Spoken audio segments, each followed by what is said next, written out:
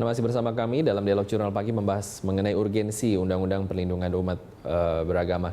Bersama dengan Pak Satori kembali Pak, tadi kita tahu Indonesia negara yang katanya harmonis, orang-orang luar banyak memuji seperti itu, tapi kenapa sekarang akan luntur gitu Pak?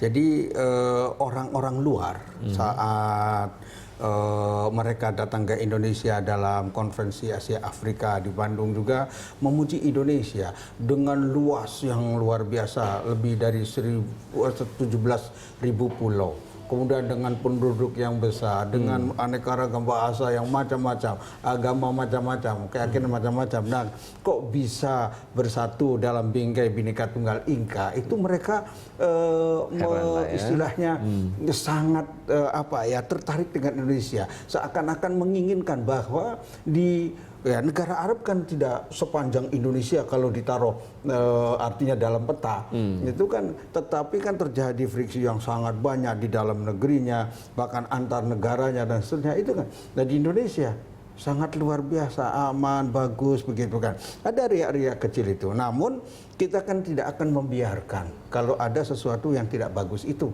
Kalau ada intoleransi atau kemudian ada terjadi kerusuhan, pembakaran, tempat ibadah dan seterusnya, itu kan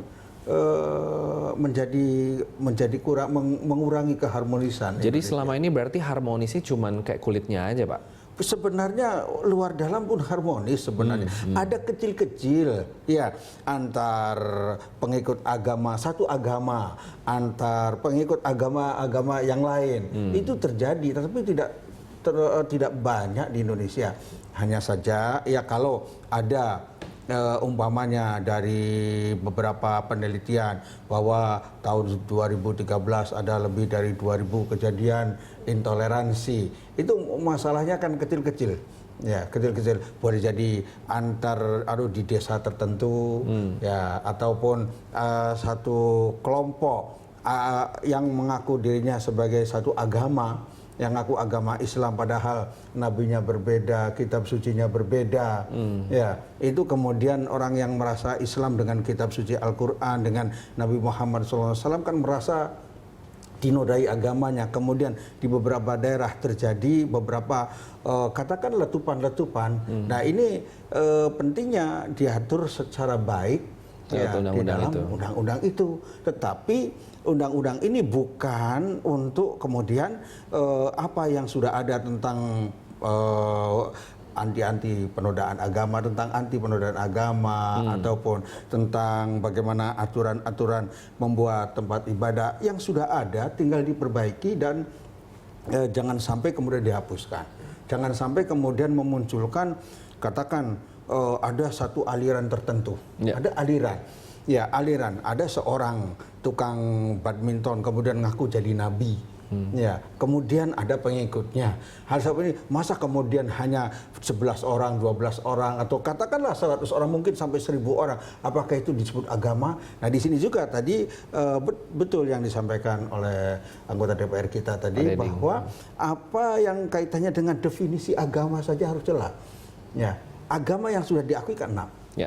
Nah, itu boleh jadi suatu hal yang sangat signifikan ditentukan oleh DPR itu saja. Atau kalau ada aliran-aliran yang cuma ya artinya tidak memiliki kitab suci atau tidak memiliki nabi, hanya seorang ngaku dirinya jadi nabi, nanti akan berapa ribu aliran yang akan muncul ya. Akan muncul, kemudian nanti pengajaran agamanya menjadi negara sekuler. Nah, ini jangan sampai undang-undang ini kemudian akan mendorong negeri ini menjadi negara yang tidak boleh mengajarkan agama. Kalau di Amerika tidak diajarkan agama, maklum itu, karena kalau dalam satu agama saja di sana ya sampai lebih dari 3.000 sekte. Nanti kalau satu orang satu sekte di kelas membutuhkan guru seorang, dalam satu sekolahan berapa guru agama itu sesuai dengan sekte itu juga akan menjadi masalah. Ini masalah sendiri ya. Iya, nah, kita berbicara mengenai rencana Undang-Undang Perlindungan Umat. Apakah selama ini berarti perlindungan yang diberikan oleh negara itu dirasakan kurang sehingga perlu dimunculkan undang-undang seperti ini? Jadi sebenarnya ya alhamdulillah negara kita sudah memberikan perlindungan sesuai dengan kemampuan dan kapasitas yang ada. Ya, tentunya dalam suatu negara yang sampai ke daerah, ke pelosok-pelosok, ya mungkin saja ada orang yang katakanlah teraniaya, kemudian negara tidak tahu. Ya, kalau sudah ada umpamanya FKUB, apakah FKUB yang ada sekarang ini, ya Forum Komunikasi Umat Beragama itu sudah berjalan dengan baik? Apakah itu sudah sampai ke daerah-daerah? Nah itu juga kan belum banyak yang mengenal. Termasuk di daerah-daerah itu mungkin hanya beberapa kota yang mengenal tentang itu. Nah itu saja kalau seandainya kerukunan beragama itu dilaksanakan dan baik dengan baik sampai ke daerah akan banyak membantu untuk menyelesaikan berbagai macam konflik.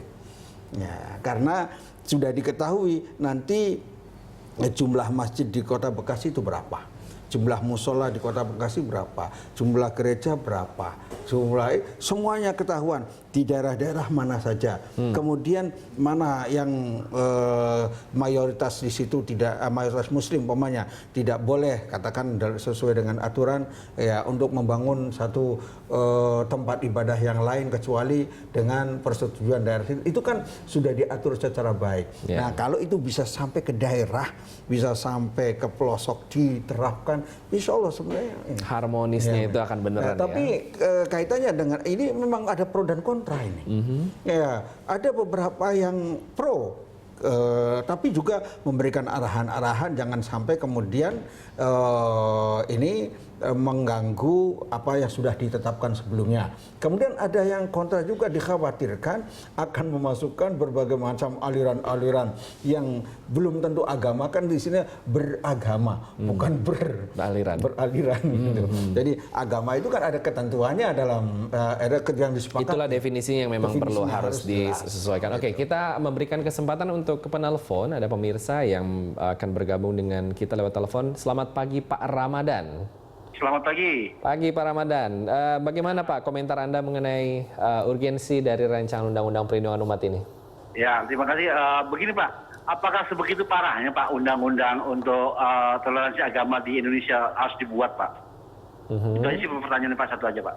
Itu aja ya, singkat padat jelas. Terima kasih Pak Ramadan. Baik, nah, Pak Satori nanti akan kita coba bahas apakah sebegitu urgensinya, tapi jawabannya setelah jeda berikut ini. Jadi tetaplah bersama kami akan segera kembali.